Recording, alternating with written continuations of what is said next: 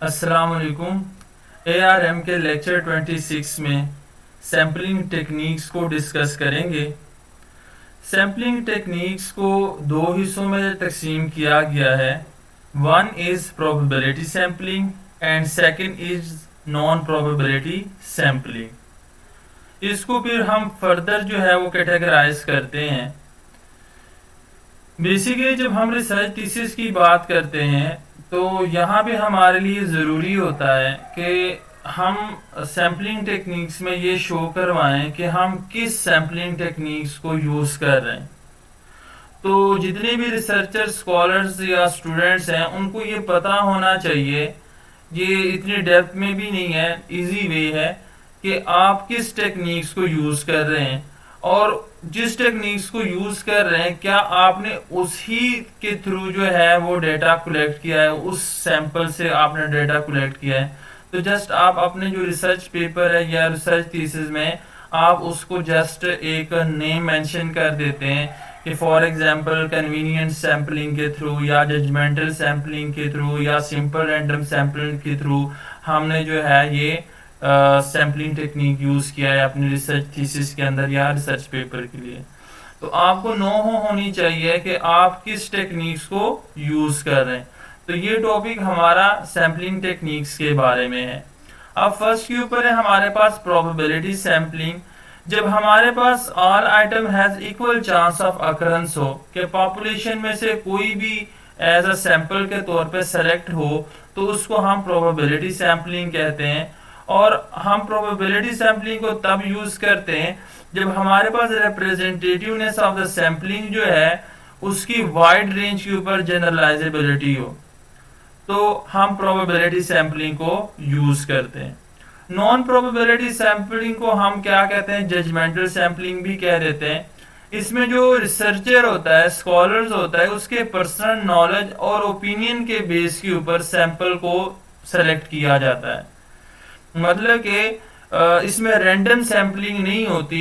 इसको हम ये भी कह सकते हैं कि इसमें जो population include in the sample is unknown, कि इसमें जो हमारे पास पॉपुलेशन है उसमें से कौन सी चीज आ सकती है या कौन सी चीज नहीं आ सकती, इसमें प्रोबेबिलिटी का चांस नहीं होता, बल्कि on the basis of researcher judgement के ऊपर होता है। अब यहाँ पे हमारे पास ये हम तब यूज करते हैं जब हमारे पास जनरलाइजेबिलिटी ना हो। ठीक है, तो इस सूरत में हम क्या करते हैं, नॉन प्रोबेबिलिटी सैम्पलिंग को यूज करते हैं। अब प्रोबेबिलिटी सैम्पलिंग की तरफ मूव करते हैं। तो प्रोबेबिलिटी सैम्पलिंग को डिवाइड किया है यहाँ पे मेनली 4 में हमने यहाँ पे डिस्कस करना है, जिसमें से फर्स्ट के ऊपर है सिंपल रैंडम सैम्पलिंग। तो सिंपल रैंडम सैम्पलिंग में क्या करते हैं, हम पॉपुलेशन में से रैंडमली तौर पे जो है वो सैंपल सेलेक्ट करते हैं। जैसे कि लॉटरी है, तो लॉटरी में आपके पास रैंडमली होता है, किसी की भी चांस ऑफ ऑकरेंस हो सकता है। ठीक है, सिस्टमेटिक रैंडम सैम्पलिंग में क्या होता है कि हमारे पास जितनी भी पॉपुलेशन होती है हम उसकी एक लिस्ट बनाते हैं और उस लिस्ट के बेस के ऊपर हम कोई भी nth नंबर सेलेक्ट करते हैं। फॉर एग्जांपल वो 4 है, 5 है, 6 है या 7 है। अगर मैंने लिस्ट में फर्स्ट 7th नंबर सेलेक्ट किया है तो सिस्टमेटिकली आफ्टर 7th के बाद अगर हम इसको सेकंड बार सेलेक्ट करेंगे तो 14th वाला आइटम जो हमारे पास होगा, फिर उसके बाद 21 वाला आइटम और इसी तरीके से 28 वाला आइटम। तो ये तमाम हम पॉपुलेशन में से वो सिलेक्टेड जो सिस्टमेटिकल वे से हम वो आइटम्स निकाल के वो हमारा सैंपल बन जाएगा। स्ट्रेटिफाइड सैम्पलिंग जो है वो बेस करता है, असल में ये स्टेटा से है, ग्रुप्स हम बनाते हैं। हम पहले जो हमारे पास पॉपुलेशन होता है उसको हम ग्रुप बना लेते हैं सिंपल वे से। जैसे कि फॉर एग्जांपल हमारे पास 1000 का पॉपुलेशन है मेल और फीमेल का, तो हमने 2 ग्रुप बना लिए जिसमें से 600 मेल के हैं और 400 फीमेल के हैं। और बाद में हमने 600 में से जो है वो हर मतलब कि 100 में से 10 का जो हमने वो एज अ सैंपल के तौर पे लिया। तो 60 जो है वो हमने मेल में से सैंपल लिया और 400 फीमेल में से हमने 40 जो है वो फीमेल का सैंपल लिया। तो टोटल जो हमारा सैंपल बना वो 100 का बना, जो कि स्ट्रेटिफाइड सैम्पलिंग के थ्रू हमने ये सैंपल सेलेक्ट किया। अब इसमें रिसर्चर करता क्या है कि researcher divide subject into sub groups या categories called strata based on the characteristic they shared. ठीक है, जो शेयर्ड होती हैं वो जेंडर के बेस के ऊपर हो सकती है, रेज, एजुकेशन, किसी भी बेस के ऊपर आप उसको सेपरेट कर लेते हैं। और इसमें होता क्या है, subdivide heterogeneous population into a relatively homogeneous group into the strata. यानी हाइड्रोजेनियस क्या होते हैं, जिसके जो कैरेक्टरिस्टिक है वो एक दूसरे से डिफरेंट हो, तो उसको जो है वो तकरीबन उस हिसाब से ग्रुप्स बनाए जाते हैं ताकि इनमें होमोजेनिटी ग्रुप्स के अंदर आ जाए।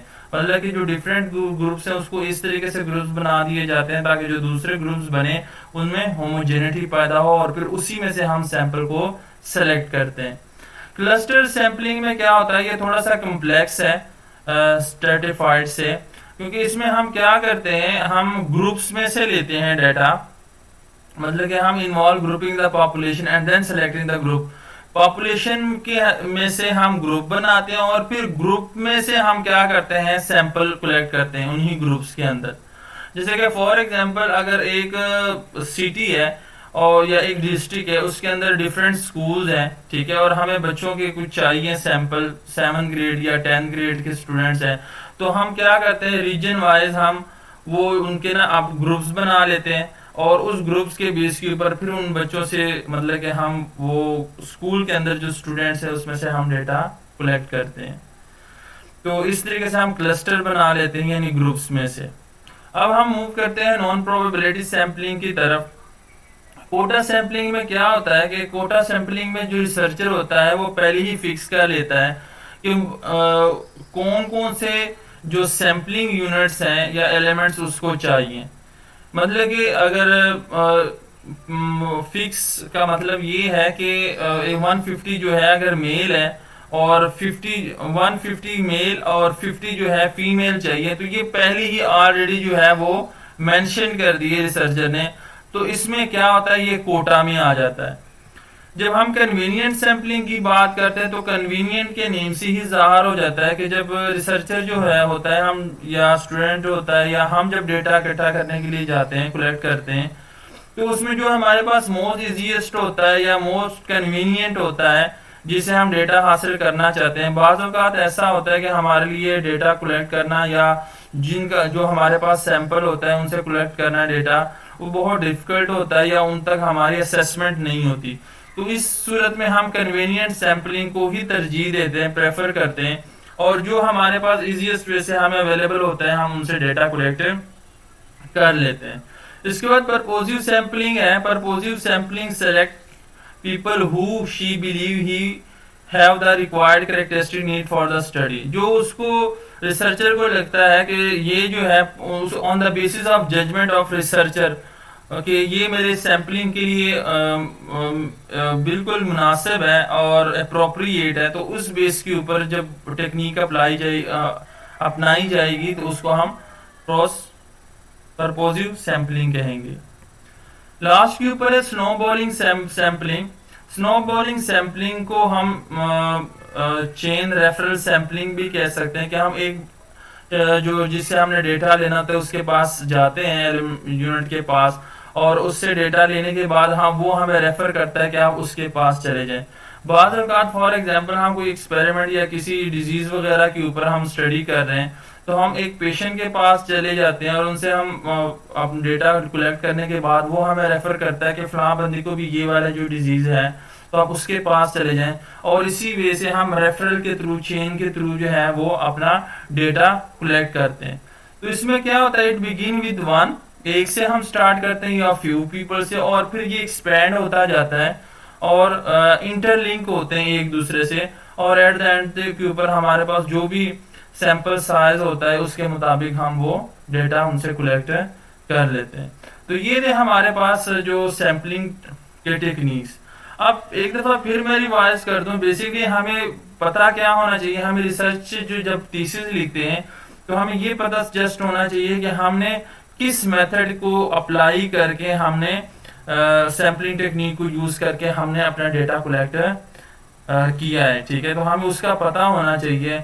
और जब हम रिसर्च थीसिस की बात करते हैं तो हम इन तमाम टेक्निक्स को एक ही बार इस्तेमाल नहीं करते, इसमें से कोई एक जो टेक्निक है वो हम यूज करते हैं जिसके थ्रू हम सैंपल से डेटा कलेक्ट करते हैं।